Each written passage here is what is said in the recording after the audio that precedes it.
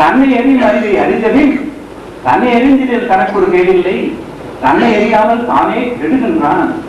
தன்னை அறியும் அறிவை அறிந்தபின் தன்னை அர்ச்சிக்க தான் இருந்தானே என்று எழுதுகிறார். தன்னை அர்ச்சிக்க ஆரம்பிக்கிறான். இந்த இடத்துல ஒரு சம்பவத்தை நான் சொல்ல வேண்டும். நான் ஒரு சமயம் காஞ்சி பெரியவரை, நான் ஹைஸ்கூல் படித்த போது அல்லது கல்லூரியிலே படித்த போது காஞ்சி பெரியவரை பார்க்க போயிருந்தேன். அப்பொழுது அதெல்லாம் அண்ணாவுடைய பேச்சு இதெல்லாம் தான் அதிகமாக கேட்பது என்னுடைய வழக்கம். திராவிட நாடு படிக்கின்ற ஒரு வயது. அந்த சமயத்தில் இவரை பார்க்கும்போது ஏதோ ஒரு சாமியார், ஏதோ ஒரு விவரமும் சாமியார் என்ற ஒரு எண்ணம், ஏதோ ஒரு பிராமணர் என்கின்ற ஒரு நினைப்பு. ஏனெனில் அதுதான் அந்த காலத்தில் அதைத்தான் அவர்கள் முன் பேசி எல்லாவற்றையும் வைத்துக் கொண்டிருப்பார்கள். ஆக இங்கு போய் பார்த்தேன், அவர் ஏதோ உட்கார்ந்திருந்தார், பிரகாரத்தில் உட்கார்ந்திருந்தார். கையை காலை இப்படி போட்டுக்கொண்டு கல்லை மடித்துக் கொண்டு இப்படி உட்கார்ந்திருந்தார். தன் தலையிலே சில பூக்கள் வைத்திருந்தார், பூக்களை போட்டுக் கொண்டிருந்தார்.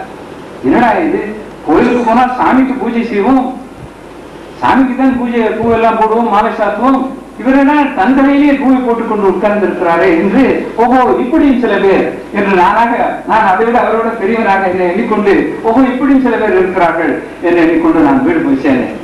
அதுக்கு பிறகு ஒரு நாள் இந்த பாடலை படித்த போது, திருமூலருடைய பாடலை படித்த போது, தன்னை அறிந்ததில் தனக்கு ஒரு கேடில்லை, தன்னை அறியாமல் தானே கெடுகின்றான், தன்னை அறியும் அறிவை அறிந்தபின் தன்னை அர்ச்சிக்க தான் இருந்தானே. அவன் அதற்கு பிறகு தனக்குள்ளே பிரம்மம் இருக்கிறது, மாபெரும் சக்தி என்கின்ற ஒன்று இருக்கிறது என்பதை உணர்ந்து கொள்கிறான். அதற்கு பிறகு கோயிலுக்கு போவானே வேண்டிய இது அவசியமே இல்லை. அவன் தன்னையே அர்ச்சிக்க துவங்குகிறான்.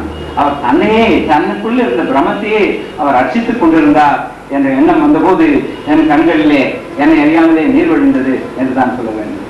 ஆக நமக்குள்ளே அந்த மாபெரும் பிரம்மம் இருக்கிறது என்பதைத்தான் திருமூலர் எடுத்து காட்டுகிறார். நாம் அறியாமையினால் நம்மை இந்த பஞ்சபூதங்கள், இந்த ஐம்பது என்றால் போதிசத்துவர்கள் எல்லாமே முக்தி நிலையை அடைந்தவர்கள். சத் என்றால் நிலையானது என்ற அர்த்தம். அந்த நிலையானதை கண்டுபிடித்தவர்கள். நிலையானது எது கேட்டான் ஒரு அறிஞன், இந்த உலகத்திலே எது நிலையானது என்று கேட்டான். What is constant in the world என்று கேட்டான். பதில் என்ன சொன்னான் தெரியுமா? Change is the only constant thing என்று சொன்னான். சேஞ்ச், மாறுதல் இருக்கிறதே, இந்த உலகம் மாறிக்கொண்டே இருக்கிறது, இந்த மாறுதல் ஒன்றுதான் நிலையானது என்று சொன்னான். எது நிலையானது என்று கேட்க இந்த மாறுதல் ஒன்றுதான் நிலையானது என்று சொன்னான். ஆகவே இந்த உலகமானது மாறிக்கொண்டே இருக்கிறது, அதிலே நிலையானதை அவர்கள் கண்டுபிடித்தார்கள். அந்த நிலையானதுதான், அதனால் தான் நிலையானது மூலம் எல்லாமே. இந்த இரட்டையான உலகம் சரி, பிரபஞ்சத்தில் உள்ள எல்லா பொருள்களும் நீங்களும் நானும் எல்லாமே ஒரே ஒரு மூலத்திலிருந்து வந்திருக்கோம். ஒரே ஒரு மூலம், அந்த மூலம் தான் நிலையானது. ஆகவேதான் சொல்கிறார் போதி சத்துவர்கள் என்றால் அந்த நிலையானது எது என்பதை கண்டுபிடிப்பார். ஆகவே அவர்கள் போதி என்றால் போதிப்பவர். இப்படி நான் நிலையான ஒன்றை கண்டுபிடித்தேன், நாம் எல்லோருமே நிலையில்லாத ஒரு உலகத்திலே மாறிக்கொண்டு நிலையில்லாதது என்பதற்காக நீங்கள் ஒரு காரியம் செய்து விடுவீர்களா என்று கேட்பீர்கள். ஆகவே சரியான வார்த்தை நிலையில்லாதது அல்ல, மாறிக்கொண்டே இருக்கின்ற உலகம் என்பதுதான் பொருத்தமான வார்த்தை. இந்த மாறிக்கொண்டே இருக்கிற உலகத்தை தவிர்த்து ஒரு நிலையானது ஒன்று இருக்கிறது, அதை நான் தெரிந்து கொண்டேன். அதை ஒட்டி நாம் இந்த நிலையில்லாத மாறிக்கொண்டு வருகின்ற உலகத்திலே வாழ வேண்டும் என்று சொல்லிக் கொடுப்பவர்கள் தான் இந்த போது. நாம் இந்த உலகத்தில் இருக்கிறோம், அதை எல்லாமே வெறுத்து விட்டு ஓடி விடுவதற்காக சொன்னவர் அடிக்கிறார் இங்கே வரவில்லை. அப்படி இருந்தால் அவர்கள் எங்கோ இமயமலையிலே உட்கார்ந்து இருப்பார். ஆகவே இந்த உலகத்திலே நாம் வாழ்கிறோம். எவ்வளவு தூரம் நாம் இந்த உலகத்தை அனுபவித்து இந்த உலகத்திற்கு தெரிவிக்க முடியுமோ, நம்மால் அதை செய்ய முடியுமோ அதை செய்ய வேண்டும் என்பவர்கள் தான் போதித்தவர்கள்.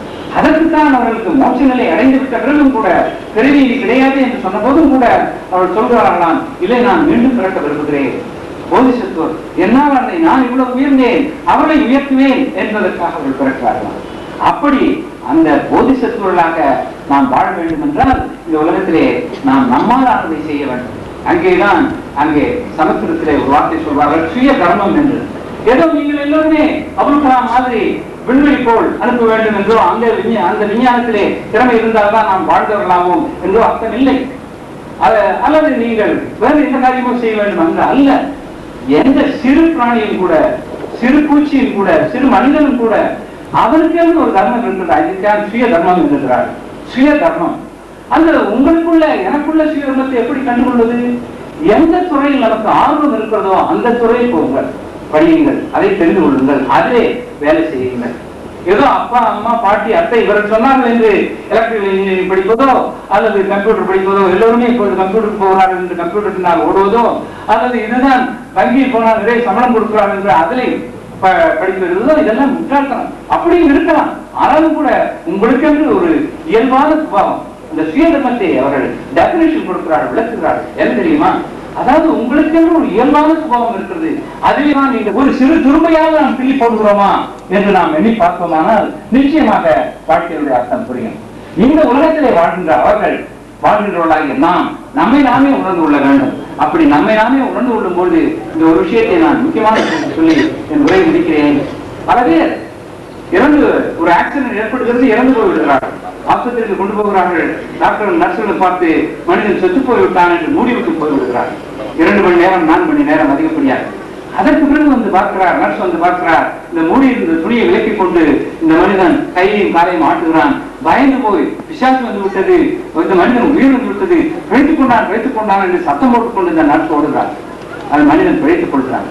இப்படி பல சம்பவங்கள் உலகம் பூராவும் நடக்கின்றன. வயோதிகளுக்கு நடக்கின்றன, குழந்தைகளுக்கு நடக்கின்றன, ஆண்களுக்கு நடக்கின்றன. இப்படி ஒரு தெய்வ ஒரு சாவிலிருந்து பிழைந்து மீண்டவர்களை பற்றி ஆராய்ச்சி செய்திருக்கிறார் அமெரிக்காவில். அவர்களை பற்றி புத்தகம் கூட எழுதியிருக்கிறேன், ஆத்ம தரிசனம் என்று. அப்படி சாவிலிருந்து பிழைத்தவர்கள் எல்லாம் அவருடைய வாழ்க்கையை மாறிவிடுகிறது. என்ன அவருடைய வாழ்க்கை, அவருடைய என்ன குணங்கள் அவரிடம் இருக்கிறது என்றால், அவர்கள் முன்பெல்லாம் கருமையாக இருக்கலாம், இப்பொழுது தாராளமாக எல்லோருக்குமே கொடுக்கிறார்கள். அவர்கள் எடுத்துக்கொண்ட அவர்களுக்கு இப்பொழுதெல்லாம் அதிகமாக தலைவலி எல்லாம் வருவதில்லை. அவர்கள் இந்த மருந்துகள், சாதாரண மருந்துகள் எல்லாம் சாப்பிடுவதே இல்லை. அடுத்ததாக அவர்கள் ஒழுங்காக வேலைக்கு போகிறார்கள், வேலையை சுத்தமாக செய்கிறார்கள், பிறருக்கு உதவியாக இருக்கின்ற அந்த தொழிலைத்தான் தேர்ந்தெடுக்கிறார்கள். இதெல்லாம் ஒரு 11 குணங்களை அவர்கள் சொல்கிறார்கள். நான் உங்களை சுருக்கமாக ஒரு 4 குணங்களை சொன்னேன். என்ன தொழிலை தேர்ந்தெடுக்கிறார்கள்? பிறருக்கு பணி செய்கின்ற தொழிலாக, ஆசிரியர் தொழிலோ அல்லது ஒரு மருத்துவ தொழிலோ அல்லது ஆன்மீக தொழிலோ அவர்களை எல்லாம் ஏற்றுவதாக இப்படிப்பட்ட தொழிலை அவர்கள் ஈடுபடுகிறார்கள். ஆக நான் இங்கே சொல்வதெல்லாம் நாம் எல்லோருமே செத்து பிழைக்க வேண்டிய அவசியமே இல்லை. இந்த குணங்கள் எல்லாம் தான் அவரிடம் மாறி வந்திருக்கின்றன. அந்த குணங்களை எல்லாம் நாம் வாழ்கின்ற இந்த காலத்திலே நம்முடைய வாழ்க்கையிலே ஏன் நாம் வாழக்கூடாது? இதை தெரிந்து கொண்டோமானால் நிச்சயமாக நாம் செத்து பிழைத்தவர்களாகவும். ஆகவே அந்த நான் தன்னை அறியும் அறிவையும் நான் அதே சமயத்திலே போதிசத்துவர்களாக நாம் இந்த வாழ்க்கையை உணர்ந்து நமக்கும் பிறருக்கும் இந்த சமுதாயமாக வாழ வேண்டும் என்கின்ற அந்த நல்ல செய்தியை உங்களிடம் சொல்லி விடைபெற்றுக் கொள்கிறேன். நம்புங்கள், நம்மால் முடியும்.